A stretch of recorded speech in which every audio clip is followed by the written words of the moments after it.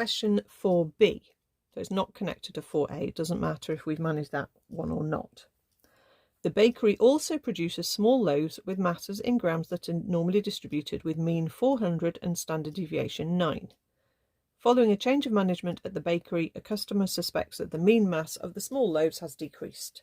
The customer weighs the next 15 small loaves he purchases and calculates their mean mass to be 397.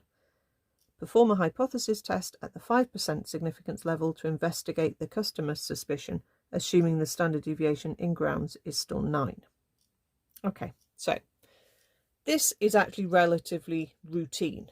Okay, I know it's wordy, but everything is kind of what we need it to be. So we start our hypothesis test by saying our hypotheses. So H0 is always that the mu, the mean, is exactly what it was originally, the unchanged, okay, which is the mean is 400. It's never going to involve the mean of the sample, okay? There will always be a mean that you think it is still, or you might think it has changed from or decreased from or whatever. There will be a figure there that you can use. The H1 is to do with the wording of the question. You've got to make sure that you can see what you're looking for. Now, in this sentence, it says, a customer suspects the mean mass of the small loaves has decreased. That's the key thing.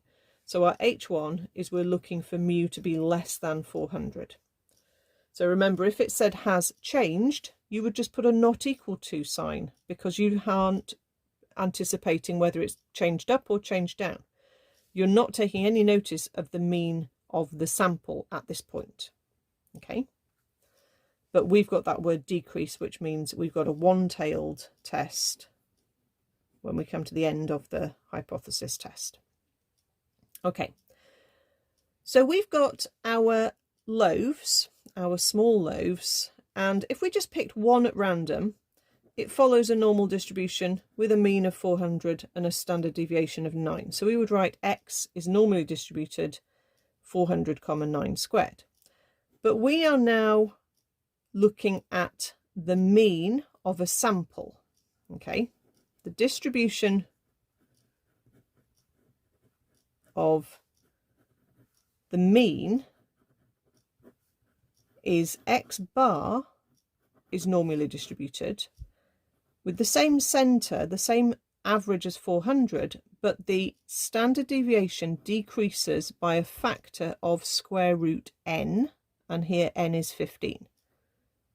So we are going to use, when we come to do our probability, a standard deviation, which is the old standard deviation divided by square root n, okay?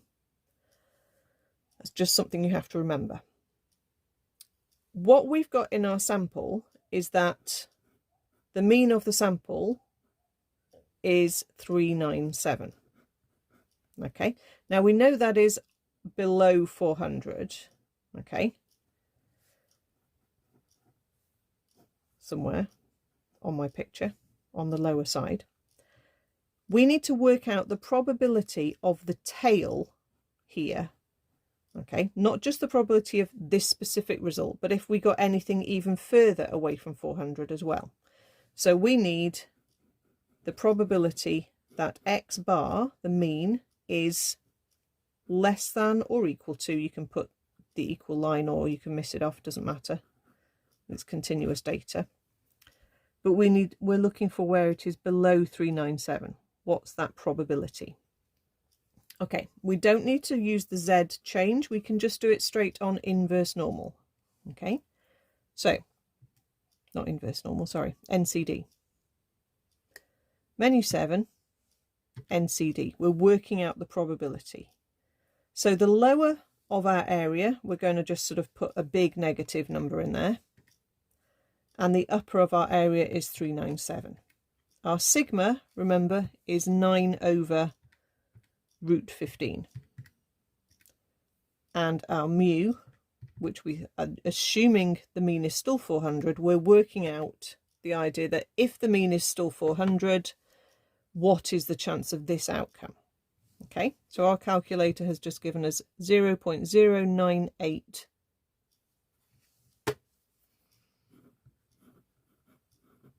Okay, you can add another decimal value if you want. That is the probability of what happened in the sample happening whilst the mean is still actually 400. Okay, now we are using a 5% significance level, and this is not below 5%. So whilst it is an unlikely outcome for a sample to be 397, it's not unlikely enough. Okay, so we only reject H0 if the probability of our event happening is less than our 5% chance here.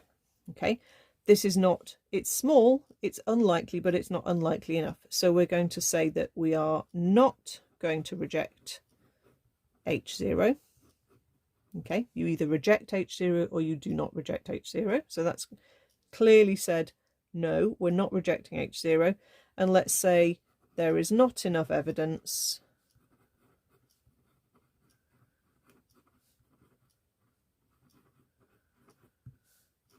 to, let's have, support the customer's suspicion.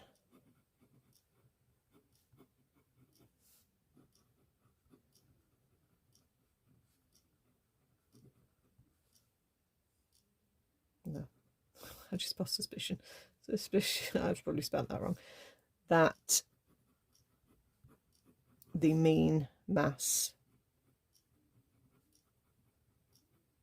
has decreased. Okay, remember, you never say anything outright, no, it's definitely still 400, or the customer's definitely wrong. You know, you just say this sample, there's not enough evidence to support it. Okay, it's small, but it's not small enough, that probability.